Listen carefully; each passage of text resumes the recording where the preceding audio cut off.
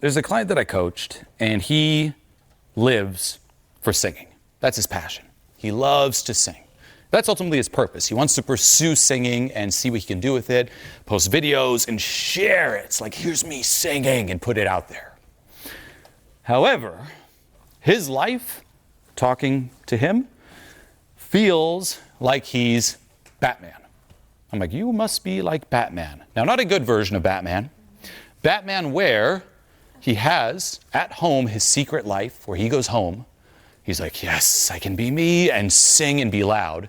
But whenever he's out in public or someone is around him, he will not sing at all. He stuffs it down. It's like living two different lives. Some of you might experience this. You go out, you're really, really shy, yet home alone, maybe you're charismatic. Think of, by the way, people who are really into video games. You might see out in the street the shyest person just walking down the street like, oh, hello, hello. They get home, they put on their headset, play their video games, and they are the most charismatic, loud person in the headset because it gives them permission. It's like living two lives. I'm Batman, and at home I'm Bruce. It's insane. So with him diving into it, I'm like, well, that's interesting. Why can't you merge the lives? Think about it for yourself too. Who are you around your family? Who are you around your friends? Who are you around your colleagues? Who are you around strangers? Is it different versions of you? Is it like Batman times 4? Or is it the same you? If it's different, and that's usually the answer, why can't you just be you regardless? Now here it gets very subtle too. Meaning, there are things due to the context of, say, family, friends, colleagues, strangers, that are appropriate to talk with some people that are not appropriate to talk with others, to be clear. Okay, but in terms of how you feel about yourself, should still be the same you. Okay, and this comes down, by the way, to authenticity and relatability. Meaning at all times be authentic, but you can choose how much of that authenticity you want to put out there. And choose authenticity if you're talking to someone that's relatable. So it connects, it's expression and connection. As an example, when I talk to my mother, do I tell her all the details about my sex life? Yes or no? No. Does that mean I'm being fake? No. That's the nuance. It's, no, I'm still being authentic, but I'm just choosing not to share that. But then also it's a personal choice now, as opposed to living in reaction to it. Where you're like, oh, I'm acting this way, I'm acting that way. It's a choice. So you can choose how much you share. I also think it's very healthy to have a private life. Stuff that you just keep for you. But then it's by choice, not in reaction. So think of it as, I'm always being authentic, but I'm choosing how much I'm going to share depending on who. But it's still the same me. But become aware of that, saying, why can't I share, at least at the foundation, the same me, no matter who I talk to? Now, one challenge, I assume you've guessed, that I gave this client is, well, we're going to start colliding those worlds. Meaning you're no longer just going to sing home alone. You're going to start putting it out there. You're going to start putting it out there to strangers. And that was one of his goals. He's been putting off nonstop, posting on social media. So every single day I want you to post a 30-second to 1-minute video of you singing online so strangers can see it. And he started doing it. Now, this also takes things further because he takes action, and as he does it, it also triggers more, which he can then let go of. So that's step 1. Step 2, I want you to sing in front of your friends. He's like, oh, I could never. They don't even know that I like singing. I'm like, well, let's collide the worlds. Let's do it. So I had him schedule it where he invited his friends over to watch him sing. And step 3, sing in front of your family.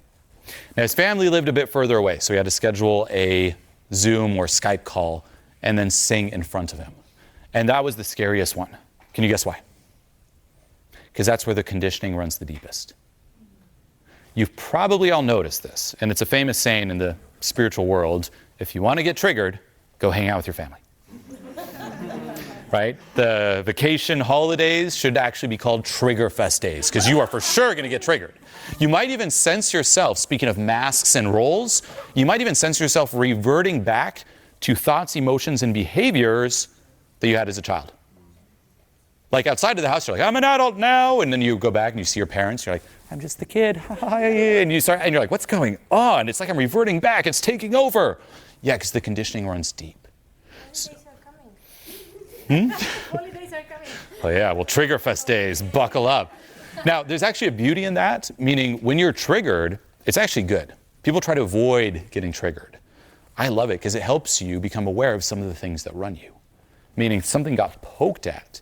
Instead of, and you'll sense this, especially during the holidays, when it happens, trying to cope or numb, right? There's the famous Ben Affleck meme where he's like outside with a cigarette, like, oh, the holidays, right? Don't do that. Instead, say, let me sink into this feeling. Let me relax into it. And you'll see you can use triggers to your advantage. It's like a compass that shows you things to experience and move towards within yourself. And a big saying when it comes to when you get triggered is don't get too myopic and only focus on who or what triggered you. So, oh, that person said this. Ugh. Instead, look for the gold inside. Take your attention away from out there, bring it in here. Okay? But you'll see that with your parents. You'll see that even with your hometown, because that's where a lot of the original conditioning of you coming into this world and forming your bearings on the world, different core beliefs, all came into play. But you'll sense, ooh, breaking out of that can be very scary. And for him it was. But he did it. And he sat there and sang in front of his parents, got triggered like crazy, which we then worked on. But just by doing that, even though it was uncomfortable, what happened after that? Relief. Meaning now they all saw it. They all know he's into singing. And in his mind too, he's like, no, before I reveal it, I have to be the best singer in the world. I'm like, no, just rip the Band-Aid off. And now that he also saw he didn't die, no one's like, oh my God, he sings. That didn't happen. Oh, more permission to be me. It's less of this secret. Again, Batman, Bruce Wayne, my parents can't know, there's a wall. And it creates this wall and this disconnection as opposed to no wall. Here is me. Here's what I'm into. And things started moving up, and now he's posting like crazy. He owns it. He puts it out there because he got rid of that mask. Another client, the mask that he had on was the mask of the shy boy, the shy, polite boy. That was a mask that I had growing up myself. Like I said, I was extremely anxious, and I would play the little shy boy. Like if a stranger would talk to me or what, I'm like, oh, hi, oh, just always very polite. Oh, hi, I'm Julien. Yeah, just a shy little boy. And I called him out on this, and I said, why are you playing this role? Because I saw glimpses kind of pierce through of the real him. And it was much more strong and powerful than that. I'm like, why are you talking yourself down and just playing so small? Like, why are you playing this little shy, bold role? And for him, back to childhood, it was him and his father. It's like that's just how he used to act. And it's what he got used to being viewed as through his father's eyes. And he kept living through that. And that's just the mask that he took on. And he got used to just being that. And a key question to reflect on, too, is from younger you's perspective. Like, think back to a child version of you, 4, 5, 6 years old, thinking about the future. Is this the hero version of yourself that you imagined? And if the answer is no, change it up. Now, hero version of you, I don't mean in terms of external possessions and stuff. Oh, I thought I'd be a billionaire. No. Hero version of you in terms, and not in terms of how you look or any of that either. Hero version of you in terms of how you are being, how you feel within yourself, how you express yourself, ultimately being the hero of your life. If younger you would meet you here today, would that younger you be like, whoa, yeah, or what happened? How did we become this? Think about it. Now, with this whole idea of masks too, you also see how so much about confidence comes from not adding, but removing. Meaning, all of you were louder as a child than you are now. Think about it. You were way louder. Did you take vocal lessons as a kid to be so loud? Confidence classes to be able to scream and stuff? No. You were just being. But then what happened, you started becoming more aware. You started looking around, understanding society. Okay, I got to fit in here. Oh, someone stared when I was loud. Ooh, maybe they don't like me. And you started crafting this shell and playing small and small and small. And then here you are as an adult. And you're like, okay, I need to do my class to be loud. I need to add some confidence tips to this.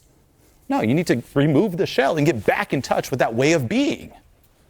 Now, for any of you who are parents, having children can actually remind you of this. A lot of parents talk about it. It shows you what you lost. Even myself, again, I've done tons of inner work. I'm still doing inner work. I'm still doing everything I'm talking about for all of you here myself. I still do the letting go meditations myself. I'm not someone who's, I've made it, everyone, I'm at the finish line, catch up. No, I'm doing it too. It's endless, by the way. But even myself, I consider myself, I had my first daughter in 2020. I consider myself pretty charismatic. But seeing her, I was like, oh my God. It's like, there are levels to this, and I need to be more like a kid. And that's what all of us need. It's like, guess what?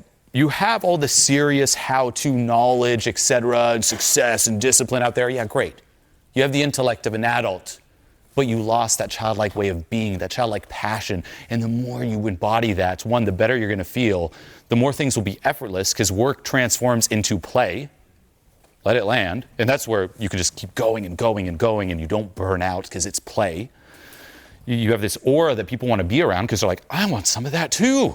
And they get drawn into it. It makes you magnetic. And ultimately, you have fun in life. And that's a true metric of success. It's how often are you smiling and laughing and just being? And once more, are you the hero of your life? And there's nothing blocking you from that. It's not missing because you were it as a child. It's in you. It's just buried. But for that, you got to drop the masks.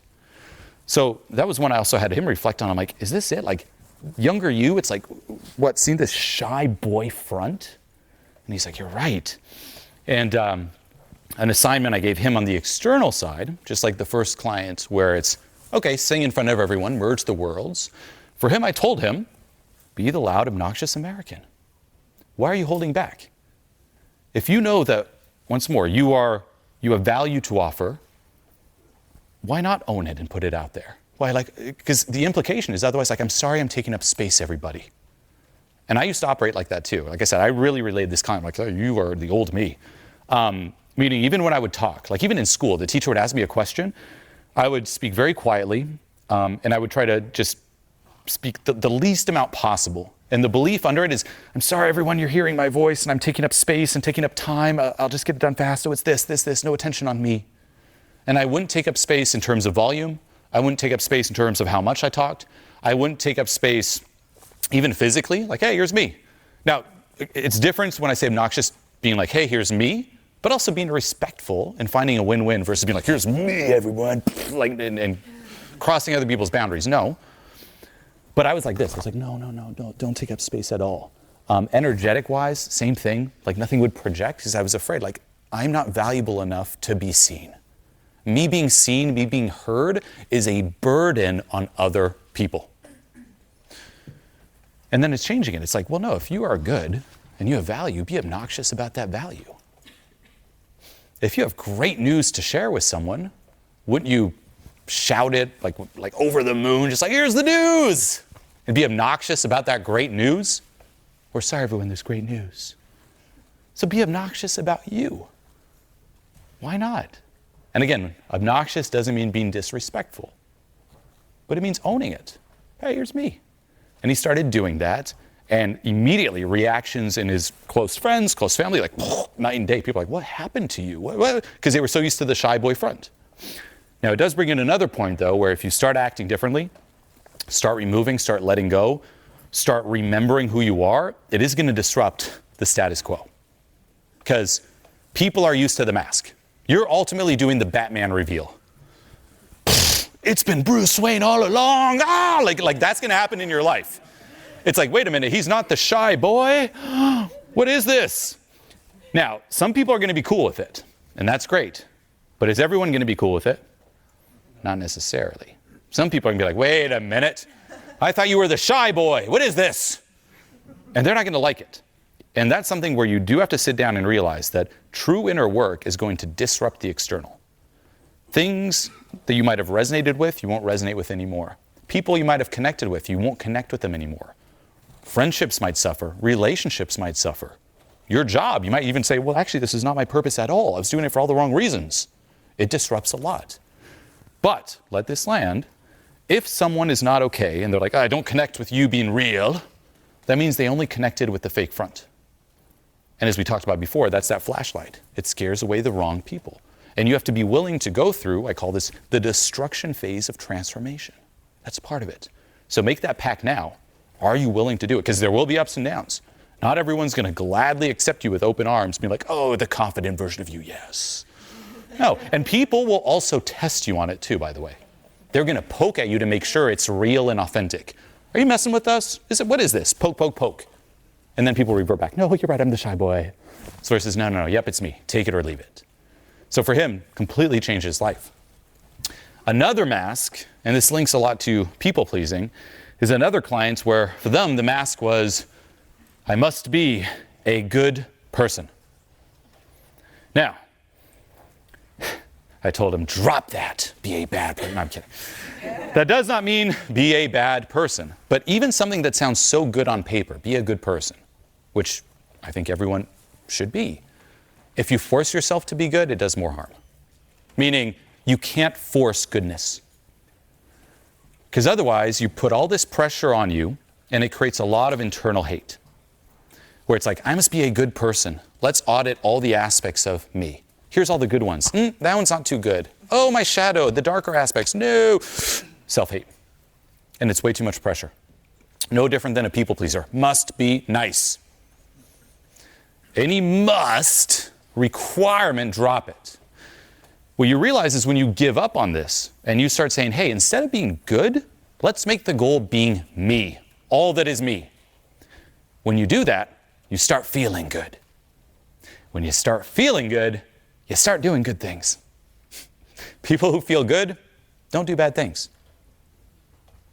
Now, again, you could take that out of context. Well, maybe I guess, well, overall, let's just say in a moment in life, think of the last time you felt really, really good. It might be for a short moment. That 1 minute where you're like, oh.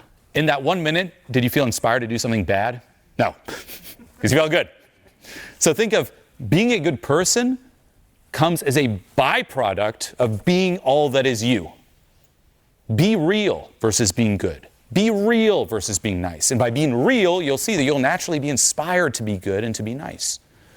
And there's so much pressure, so many requirements with this client too. It's like, I must be good, I must always be of service, I must be of impact, etc., etc. And I said, no, if you feel inspired to do that, great, but don't attach your self-worth to that. And it's what we talked about before. Am I good enough if I was helping people or not? Yes, regardless, I'm good enough. Same for all of you. Detach your self-worth from the external. You are good enough regardless. Nothing out there enhances you or diminishes you, or you become a slave to that thing. And then another version of this mask, and this is a big one, is we also find a lot of significance in it. People like, there could be the I'm special mask, and this is a client who had a victim mask. The I am the special victim, where things are harder for her. Because, no, Julien, you don't understand. My life is so much harder. I went through way worse things than your typical client. The things that work on other people won't work on me because I'm special and I'm different and I'm more of a victim than all of them. Now, people will have this special mask in terms of I'm more of a victim or I'm above everyone else. I need special treatment and advice because I'm above. But if you're operating through that mask, it immediately creates a wall for advice to land. Meaning, hey, yes, your response, what we're dealing with might be different, but it's the same process because humans are humans. Let go of this I'm so special mask and finding significance in it. And with her, everything would link back to that.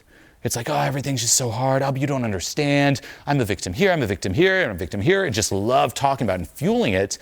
And understand that although it's not fun, it's known. And we hang on to the known. And it's scary to drop it. What if suddenly you're like, you know what? Yeah, unfair things happen. It doesn't take away from that. But it doesn't give me the right to continue to self-abuse and play small. And that's for all of you. It doesn't matter how terrible your life was.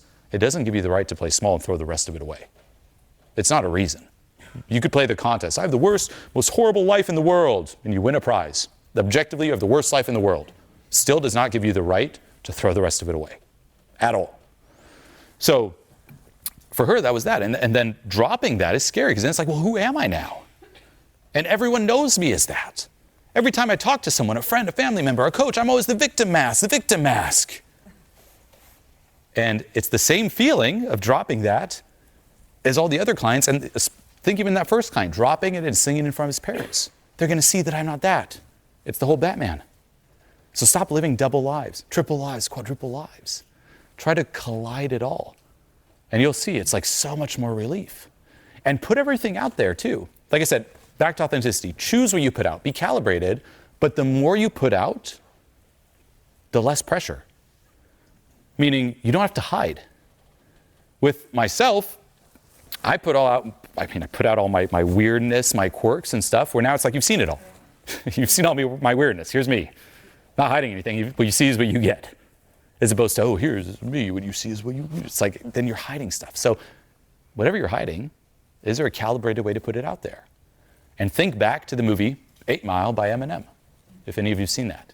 At the end, there's a rap battle where it's Eminem and another rapper, and they're trying to out-rap each other.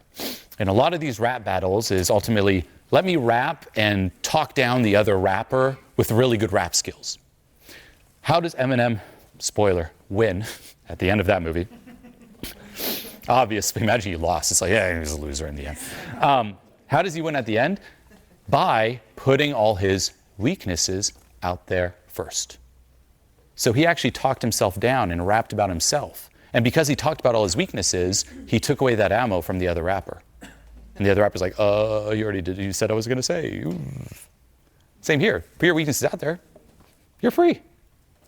Now again, any advice could be used to help or hurt. Someone's like, oh, my weaknesses. And just start, be calibrated and be smart about this.